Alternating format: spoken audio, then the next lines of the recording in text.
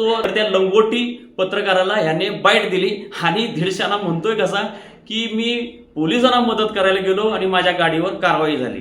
वा रे वा चोरा, चोराच्या उलट्या बॉम्बा जे म्हणतात ना तसं आहे. अरे शिवराज झेंडे, तू काय केलंस माहित आहे का? तू काय केलंस तर तुझी गाडी नंबर प्लेट नसलेली होती. नंबर प्लेट नसलेली गाडी फिरवता येते का? रस्त्यावर आणता येते का? आरटीओचा नियम आहे की गाडी बाहेर पडतानाच तिला नंबर लावला जातो. म्हणजे चोर ते चोर वरून शिरजोर.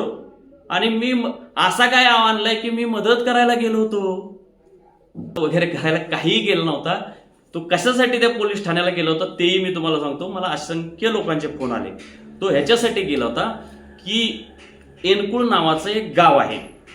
त्या गावामध्ये काय झालं की काही वर्षांपूर्वी 3-4 वर्षापूर्वी ह्याने कंत्राट घेतलं होतं, सरकारी कंत्राट. कशाचं? तर सरकारी विहिरीवर मोटरेचं पाणी,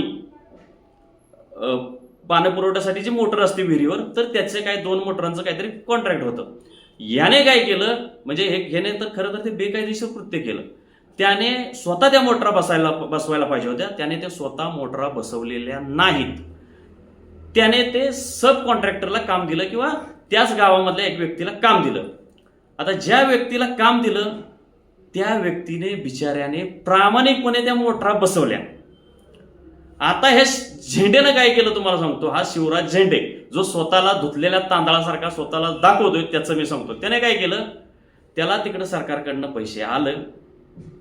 याने ते पैसे आल्यानंतर तो जो सब कॉन्ट्रॅक्टर होता बिचारा, ज्याने प्रामाणिकपणे मोटरा त्या गावात बसवल्या, त्याला पैसेच दिले नाहीत. 3 वर्ष झाले त्याने पैसेच दिले नाही. मग तो जो सब कॉन्ट्रॅक्टर बिचारा आहे तो ह्या शिवराज झेंडेकडे पैसे मागून थकला. हा काय पैसे देना ना. मग त्या मोटरा त्याच्या होत्या ना. त्याने काय केलं, तो जो सब कॉन्ट्रॅक्टर आहे त्याने त्या मोटरा काढून घरी घेऊन गेला. तर याच्यामध्ये नैतिकदृष्ट्या त्याने जे केलं ते योग्य आहे.